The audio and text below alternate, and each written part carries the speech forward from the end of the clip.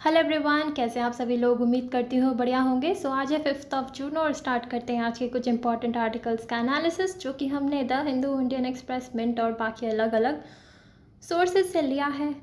पहली जो न्यूज़ आती है वो है हमारी कैनोपी ब्रिज से रिलेटेड। कैनोपी ब्रिज क्या होता है? तो देखो, एक सेंचुरी है आसाम में जिसका नाम है होलंगापर गिब्बन सेंचुरी। वहाँ पे गिब्बन्स रहते हैं, हुलॉक गिब्बन। ये एक एप की प्रजाति होती है और यही वाली इंडिया में पाई जाती है और इस वाली सेंचुरी में सबसे ज़्यादा संख्या में है ये। लेकिन दिक्कत कहाँ होती है ना, इसी सेंचुरी के बीच से जा रही है एक रेलवे ट्रैक। ठीक है, जैसे कि यहाँ पे सेंचुरी है तो पेड़ पौधे हैं, यहाँ पे भी सेंचुरी है, पेड़ पौधे हैं, तो यहाँ पे भी रहते हैं गिब्बन, यहाँ पे भी रहते हैं गिब्बन। दिक्कत क्या है, यहाँ से क्रॉस करते टाइम कभी कभी दुर्घटनाएं हो जाती हैं, है ना। ट्रेन आ रही होती है, उससे दुर्घटना हो जाती है। तो कहीं ना कहीं हमें इसे कंजर्व करने की ज़रूरत है, इन्हें प्रोटेक्ट करने की ज़रूरत है। तो हमने क्या दिमाग लगाया ना, मतलब कि नॉर्थ ईस्ट फ्रंटियर रेलवे जो है उन्होंने सोचा कि भाई ये जो कैनोपी होती है, कैनोपी क्या होती है, जो लीव्स वगैरह होती है ना, बेसिकली जो कवरिंग होती है ट्रीज़ की, उसे कैनोपी बोलते हैं। तो उससे रिलेटेड एक ब्रिज बना देंगे, मतलब एक मजबूत सा इस तरह से ऊपर से जाता हुआ एक बढ़िया सा ब्रिज बना देंगे, जिससे कि क्या होगा, ये जो हुलॉक गिब्बन है वो इस ब्रिज के रास्ते जो है इधर उधर जा सकते हैं सेंचुरी में। उन्हें इस ट्रैक पे से जाना नहीं पड़ेगा और ये दुर्घटनाएं वगैरह जो है नहीं होगी।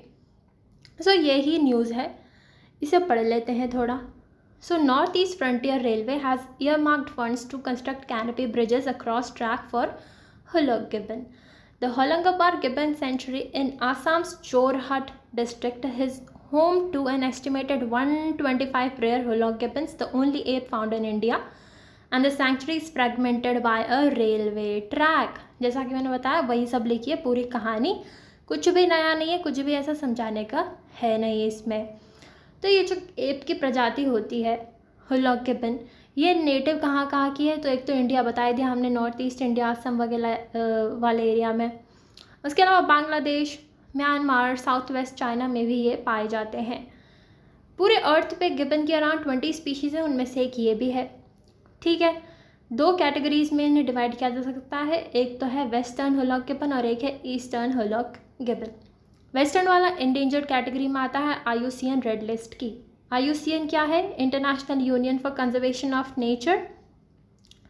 ये बेसिकली एक लिस्ट निकालती है कि भाई कौन सी स्पीशी कितनी डेंजर में है, कहीं उसका एग्जिस्टेंस डेंजर में तो नहीं है, ये कहीं वो एक्सटिंक्ट तो नहीं होने वाले या थ्रेटन तो नहीं है वो किसी चीज़ से, ये वाली लिस्ट निकालते हैं। तो वेस्टर्न हुलॉक गिब्बन को इन्होंने इंडेंजर्ड में रखा है और ईस्टर्न वाले को वल्नरेबल में। ठीक है, सिंपल है। तो ये जो हुलॉक गिब्बन होते हैं इनकी काफ़ी ज़्यादा इंटेलिजेंस होती है, डिस्टिंक्ट पर्सनालिटीज़ होती हैं और तो और स्ट्रॉन्ग फैमिली बॉन्ड्स भी बनाते हैं। फैमिली बॉन्ड से एक और मज़े की बात, दे आर मोनोगमस। मोनोगमस मतलब कि वो पूरे लाइफ टाइम एक ही पार्टनर के साथ, मतलब एक ही पार्टनर को रखना प्रेफर करते हैं। ऐसे नहीं कि भाई पॉलीगैमी चल रही हो, ऐसा नहीं होता। इतने समझदार होते हैं ये हुलॉक गिब्बन। और हमारे वाइल्ड लाइफ प्रोटेक्शन एक्ट की बात करें तो उसके शेड्यूल 1 में आते हैं। ठीक है, दे आर इनक्रेडिबल रनर्स, भागते बढ़िया हैं, 25 साल तक जी सकते हैं। ठीक है, आइज़ के आसपास और माउथ के आसपास इनके वाइट रिंग्स होती हैं जिससे कि एक मास्क लाइक अपीयरेंस होता है उनके फेस पर। ठीक है, तो यही थी न्यूज़, सिंपल सी थी, आई होप समझ में आ गई होगी। पढ़ते हैं आगे। NHCX ये क्या है? इसका फुल फॉर्म है नेशनल हेल्थ क्लेम एक्सचेंज। देखो, नाम से ही समझ में आ रहा है, एक तरीके का पोर्टल है जहाँ पे हेल्थ क्लेम्स वगैरह जो है सेटल किए जाएंगे। ठीक है, national health claim exchange national level पे है, एक इकलौता होगा जिससे सारी इंश्योरेंस कंपनियाँ जुड़ी हुई होंगी, हॉस्पिटल्स वगैरह जुड़े हुए होंगे, पॉलिसी होल्डर्स होंगे, तो सबके लिए काम आसान हो जाएगा, एक ही पोर्टल हो जाएगा। तो ठीक है, so it is to simplify health insurance claims, जिससे कि टाइम पे जो है क्लेम्स वगैरह सेटल हो पाएंगे। क्योंकि अभी क्या होती है, सारे कंपनीज़ की अपनी अलग अलग पोर्टल होते हैं, तो इससे काफ़ी इनकन्वीनियंस क्रिएट हो जाता है। ठीक है, so it will process health insurance claims across hospitals over the country. कहीं कोई से भी हॉस्पिटल हो, वहाँ के हेल्थ इंश्योरेंस क्लेम्स जो है टाइमली इस पर सेटल हो सकेंगे।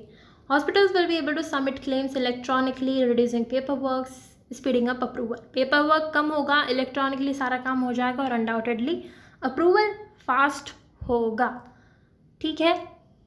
सो it will use a common data collection format.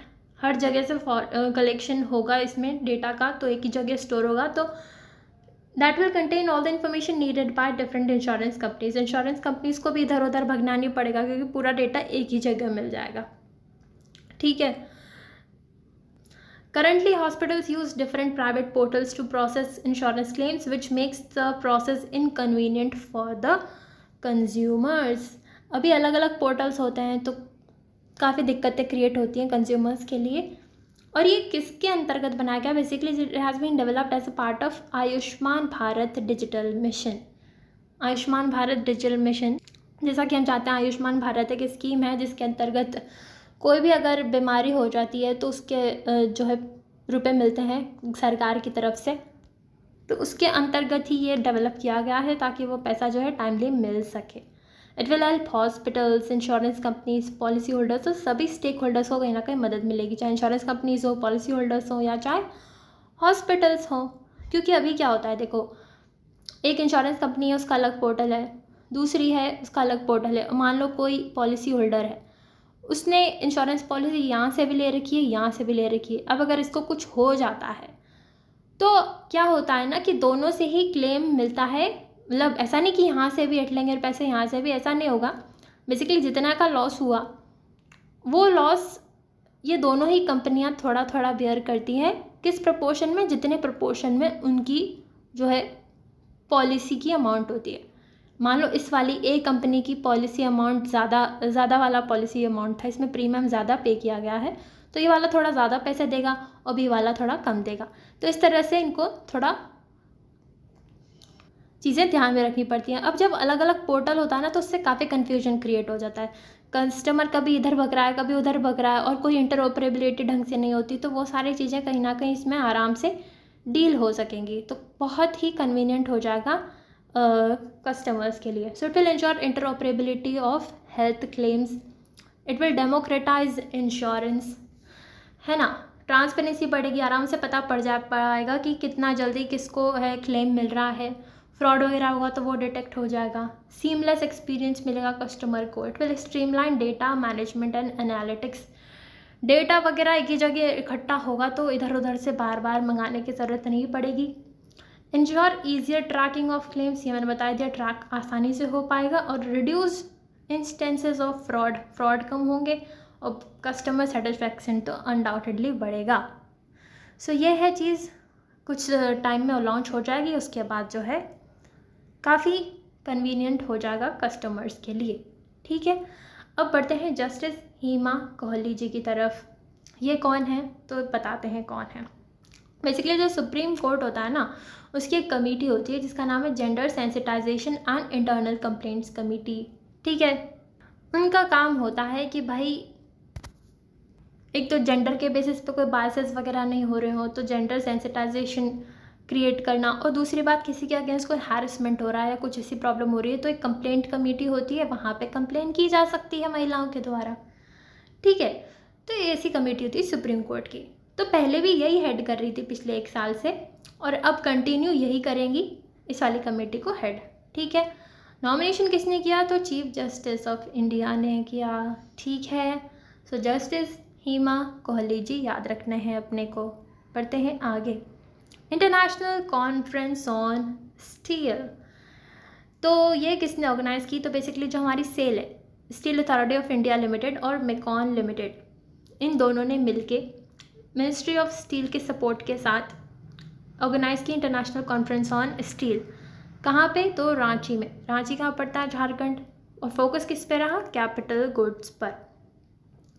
इसमें यह था कि अलग अलग स्टेक होल्डर्स को, लीडिंग स्टेक होल्डर्स जो हैं, सबको साथ में लाएंगे, डिस्कशंस वगैरह होंगे स्टील से रिलेटेड, उन सारी बात पे ये कॉन्फ्रेंस हुई पूरी। ठीक है।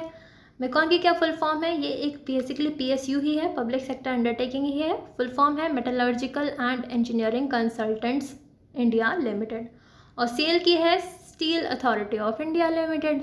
ठीक है, सिंपल सी न्यूज़ है, बढ़ो आगे। वर्ल्ड एनवायरनमेंट डे बहुत इंपॉर्टेंट हो जाता है। वैसे तो डेज नहीं पूछी जाती यूपीएससी में, मगर फिर भी कुछ कुछ इंपॉर्टेंट डे पता होने चाहिए, क्योंकि 1-2 साल कई बार आए हुए भी हैं ऐसे क्वेश्चंस, ठीक है। सो एटलीस्ट इंपॉर्टेंट वाले पता होने चाहिए। सो ये हम सेलिब्रेट करते हैं to create awareness about the environment problems. हम सब जानते हैं इन्वायरमेंट को हम कितने अलग अलग तरीक़ों से जो है अफेक्ट कर रहे हैं। सो उसे प्रोटेक्ट करना बहुत ज़रूरी है, उसे कंजर्व करना ज़रूरी है। So it will motivate action for environmental protection. Theme क्या रही? तो थीम रही land restoration, desertification and drought resilience. Land I think काफ़ी ज़्यादा अफेक्टेड हो रही है आजकल। आने वाले टाइम में हम पता नहीं कितनी चीज़ें क्या उगा पाएंगे। सो उसके रिस्टोर करने की बात की जा रही है। डेजर्टिफिकेशन जो होता जा रहा है उसे प्रिवेंट करने की बात की जा रही है। ड्रॉट रेजिलियंस बढ़ाने की बात हो रही है। स्लोगन क्या रहा? Our land our future. हमारी धरती और हमारा फ्यूचर उसी पे डिपेंडेंट है कि नहीं? सो सिंपल सी बात थी, आई होप क्लियर हो गई होगी। अब पढ़ते हैं रुचिरा कंबोजे की तरफ। ये कौन है? तो बेसिकली ये यूएन में सर्व कर रही थी as a permanent representative from India, और ये पहली महिला थी इस वाली पोजीशन पे। सो रुचिरा कंबोज हमें नाम याद रखना है। और अब इन्होंने रिटायरमेंट ले लिया है आफ्टर 35 ईयर्स ऑफ सर्विस, ठीक है। सो ये बात हो गई रुचिरा कंबोज जी की। सो बड़ो, बस इतना ही था आज का session. I hope it help you. Thank you so much. Have a nice day.